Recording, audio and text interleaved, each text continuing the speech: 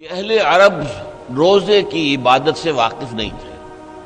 ان کے ہاں ملت ابراہیمی کی کچھ چیزیں تو چلی آ رہی تھی، اگرچہ بگاڑ ہو گیا تھا۔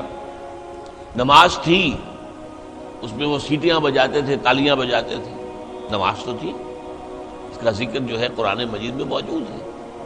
حج موجود تھا، حج میں کچھ چیزیں انہوں نے بدل دی تھی، تلبیہ میں مشرکانہ عقیدہ شامل کر دیا تھا، اور یہ ہے کہ قریش یہ کہتے تھے کہ ہم عرفات نہیں جائیں گے، عرفات کا میدان جو ہے وہ حدود حرم سے باہر ہے، ہم حرم کے متولی ہیں، ہم حرم سے باہر نہیں جائیں گے۔ یہ عرفات تو دوسرے لوگ جو ہے باہر سے جو آتے ہیں ان کا کام ہے کہ وہ عرفات جائیں، یہ بھی انہوں نے غلط کام کر لیا تھا۔ اور جیسا کہ میں بعد میں بھی عرض کروں گا کہ جب سارے مناسک حج ادا ہو جائیں تو اس کے بعد 3 دن کا قیام اور ہے منی میں، وہ 3 دن کا بھی ہو سکتا ہے، 2 دن کا بھی ہو سکتا ہے۔ یہ اللہ کے ذکر کے لیے یہ دن تھے، تو انہوں نے اس میں اپنے آباء و اجداد کا ذکر جو ہے وہ کرنا شروع کر دیا۔ ہمارے بڑے ایسے تھے، ایسے بہادر تھے، ایسے سخی تھے، ان کا ذکر مبالغے کے ساتھ۔ تو بہرحال حج کے اندر انہوں نے خرابیاں تو ڈال دی تھی، حج موجود تھا، حج ہوتا تھا، طواف ہوتا تھا بیت اللہ کا۔ اسی طرح زکوٰۃ کے نام سے کوئی عبادت نہ صحیح، لیکن صدقات، خیرات، یہ تو ان کے ہاں تھا، لیکن صوم کی عبادت سے وہ واقف نہیں تھے۔ یہ لفظ جو عربی زبان میں آتا ہے یہ گھوڑوں کے لیے آتا تھا، گھوڑوں کو روزہ رکھواتے تھے۔ کیوں؟ آپ کو معلوم ہے ان کا پیشہ ہی تھا غارت گری، لوٹ مار، اور لوٹ مار میں خاص طور پر رات کے پچھلے حصے میں جا کے کہیں چھاپا مارنا، لوٹ مار کرنا، غارت گری کرنا، خوریزی کرنا، پھر وہاں سے بھاگنا۔ یہ جو گوریلا وار کا طریقہ ہوتا ہے، پھر وہاں پر مقابلے کرنے کے لیے رکنا نہیں ہے، پھر بلکہ وہاں سے بھاگ جانا ہے۔ اس کے لیے انہیں تیز رفتار سواری کی ضرورت تھی۔ ان کی جو عام سواری ہے اونٹ، وہ ویسے تو بہت سے اعتبارات سے ان کے لیے بہت موزوں سواری ہے، وہ پیاس بھی برداشت کر سکتا ہے، ایک ہفتے تک اگر پینے کو پانی نہ ملے تو اسے پرواہ نہیں ہے، بھوک برداشت کر سکتا ہے۔ ریت میں چلنے کے لیے اس کو پاؤں اللہ نے ایسے بنائے ہیں، چوڑے چوڑے پاؤں۔ پھر یہ کہ وہ دھوپ کی سختی، لو کی گرمی برداشت کر سکتا ہے، لیکن اس میں رفتار تیز نہیں ہے۔ تیز رفتاری کے لیے گھوڑا چاہیے، اور گھوڑا نازک مزاج جانور ہے، وہ بھوک اور پیاس برداشت نہیں کر سکتا، گرمی اور لو کی حدت اور شدت برداشت نہیں کر سکتا۔ اسے عادی بنانے کے لیے روزہ رکھواتے تھے، بھوکا رکھا، کھانا پینا اس کا بند کر دیا، چارہ ڈالنا بند کر دیا، پانی پلانا بند کر دیا۔ پھر جب لو چلتی تھی تو اس کا رخ منہ جو ہے لو کی طرف کر کے، اور پھر وہ بدو کھڑا ہو جاتا تھا، اپنا منہ اور اپنا سر تو ڈھانپ لیتا تھا اپنے غترے کے اندر، لیکن وہ گھوڑے کا منہ رکھتا تھا سیدھا لو کی طرف، تاکہ اس کو لو برداشت کرنے کا مادہ اس کو پیدا ہو جائے۔ اس کو کہتے تھے روزہ، یہ جو ہے ہمارا گھوڑا جو ہے روزے سے۔ تو ہمیں قرآن مجید میں جو مکی قرآن ہے، مکی صورتیں، یہ 2/3 تقریباً بنتی ہیں پورے قرآن کا، اس میں کہیں صوم کا ذکر نہیں ہے۔ ایک جگہ برسبیل تذکرہ حضرت مریم علیہ السلام کے ذکر میں ہے کہ جب ولادت ہو گئی ہے اور حضرت مسیح کو اب لے کر انہیں آبادی میں جانا تھا، وہ تو ایک بالکل ویران جگہ میں جا کر انہوں نے وہ سارا جو شدت ہے وضع حمل کی وہ برداشت کی، اس لیے کہ شادی تو ان کی ہوئی نہیں تھی، تو اب یہ بچہ کہاں سے آ گیا؟ تو اب وہ بہت پریشان تھی کہ میں کیا کروں گی، کیا کہوں گی، اس بچے کو لے جاؤں گی۔ تو قرآن مجید میں سورہ مریم میں ہے کہ یا تو فرشتے نے پکار کر کہا یا اسی بچے نے پکار کر کہا، گھبرائیں نہیں۔ اگر کسی انسان کو آپ دیکھیں تو کہہ دیں کہ میں نے تو رحمان کے لیے، اللہ کے لیے ایک روزے کی نظر مانی ہوئی ہے، میں کسی سے بات نہیں کروں گی۔ بس یہ صوم کا ایک ذکر جو ہے مکی آیات میں ایک جگہ پر ہے، وہ بھی برسبیل تذکرہ ہے، کوئی حکم کے طور پر نہیں۔ اس حوالے سے اگر غور کیا جائے، حضور صلی اللہ علیہ وسلم جب مدینہ تشریف لائے ہجرت کر کے، تو آپ نے دیکھا کہ یہودی محرم کی 10ویں تاریخ عاشورہ اس کا روزہ رکھتے تھے۔ آپ نے پوچھا کیوں رکھتے ہو روزہ؟ انہوں نے جواب دیا کہ اس دن اللہ نے ہمیں فرعون سے نجات دی تھی، سمندر کو پھاڑ کر ہمیں پار کرا دیا تھا، اور فرعون کو اس کے لشکر سمیت غرق کر دیا تھا، تو ہم شکرانے کے طور پر روزہ رکھتے ہیں۔ تو حضور نے فرمایا کہ موسیٰ کے تو ہم زیادہ حقدار ہیں تم سے، لہذا مسلمانوں کو حکم دیا کہ تم روزہ رکھا کرو عاشورے کا۔ بعد میں فرمایا یہ یہودی ایک رکھتے ہیں تم 2 رکھو، تاکہ ایک امتیاز بھی قائم رہے، علیحدگی بھی قائم رہے۔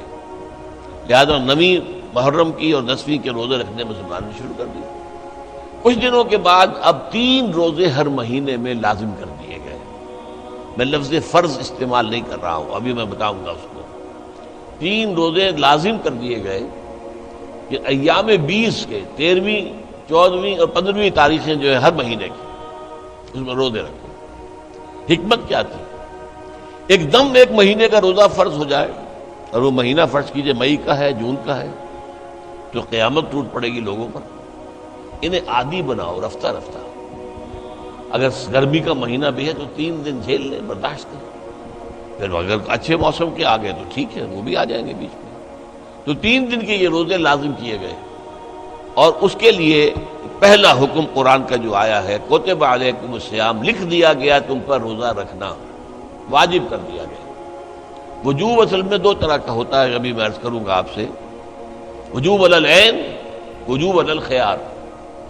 یہ جو روزہ واجب کیا گیا، کتب علیکم الصیام کما کتب علی الذین من قبلکم، جیسے کہ روزہ رکھنا لکھ دیا گیا تھا، فرض کیا گیا تھا ان لوگوں پر کہ جو تم سے پہلے ہو گزرے، تمام امتوں پر روزہ جو ہے وہ لازم رہا ہے، لعلکم تتقون، تاکہ تمہارے اندر تقویٰ پیدا ہو جائے۔ جو اس میں حکمت صوم کا جو ذکر ہے وہ میں بعد میں بیان کروں گا، ابھی میں صرف اس پہلو سے گفتگو کر رہا ہوں کہ میری رائے میں، اور مولانا انور شاہ کشمیری رحمۃ اللہ علیہ کی رائے میں، اور امام راضی کی رائے کے روح سے بہت سے جو سلف کے اندر تابعین ہیں ان کی رائے میں، یہ حکم روزے کا رمضان کا نہیں ہے بلکہ ایام 20 کا ہے، اس لیے کہ آگے فرمایا ایام معدودات، گنتی کے چند دن ہیں۔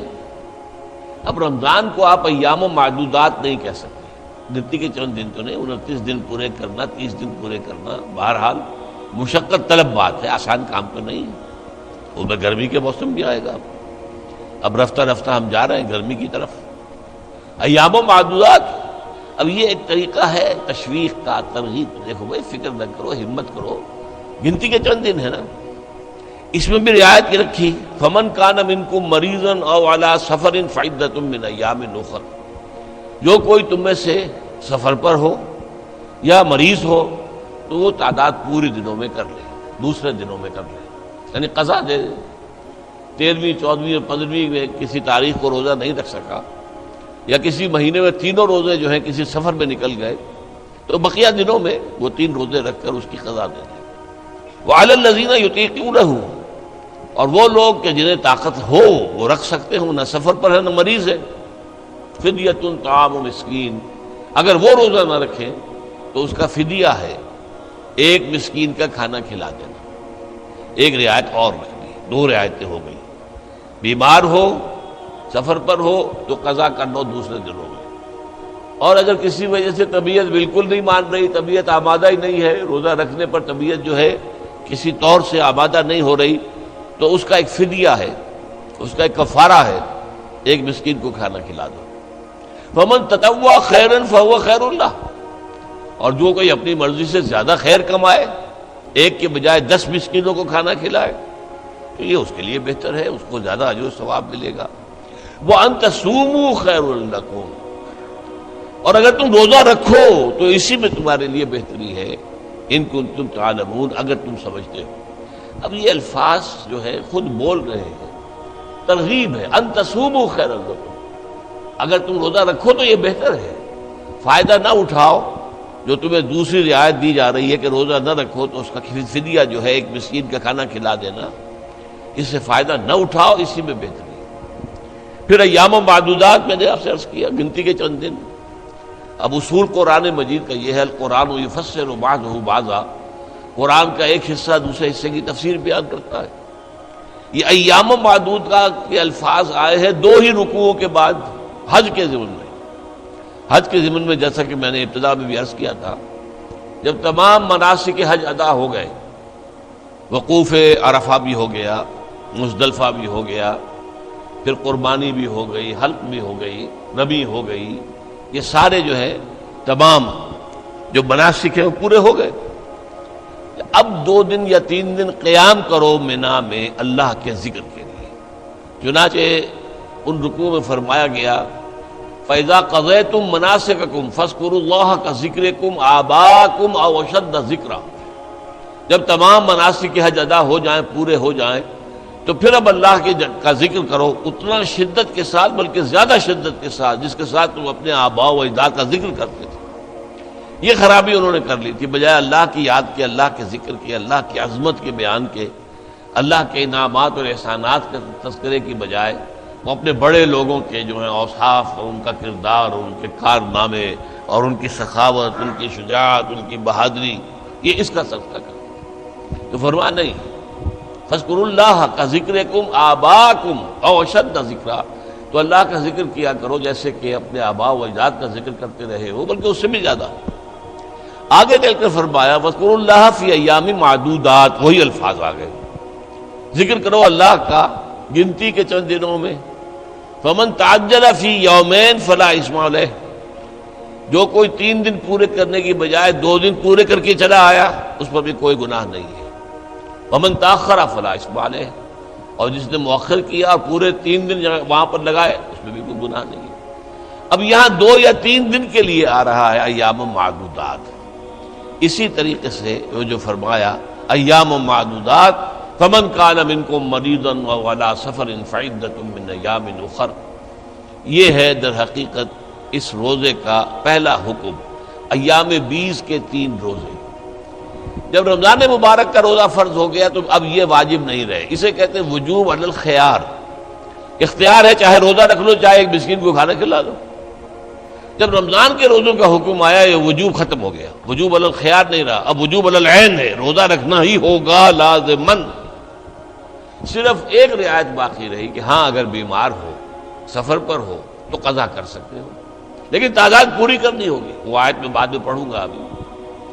اب یہ جو رعایت رکھی گئی تھی جب روزہ رمضان کا فرض ہو گیا تو اب یہ 3 روزے جو ہیں ایام 20 کے یہی لازم نہیں رہے، لیکن حضور نے انہیں برقرار رکھا۔ آپ نفلی روزے رکھتے تھے، 13ویں، 14ویں، 15ویں جو دن تاریخیں ہیں ہر مہینے کی، آپ روزہ رکھتے تھے، باقی رکھا۔ اور بھی جو لوگ جن کو اللہ تعالیٰ کا قرب جو ہے زیادہ پیارا ہے، روحانیت سے جنہیں زیادہ دلچسپی ہے، وہ نفلی روزے بھی رکھتے ہیں، ہفتے میں 2 روزے، پیر کا روز اور جمعرات کے روز، اور مہینے میں پھر 3، 13ویں، 14ویں اور 15ویں، یہ نفلی روزے۔ یہ رمضان کے روزے تو فرض ہو گئے نا۔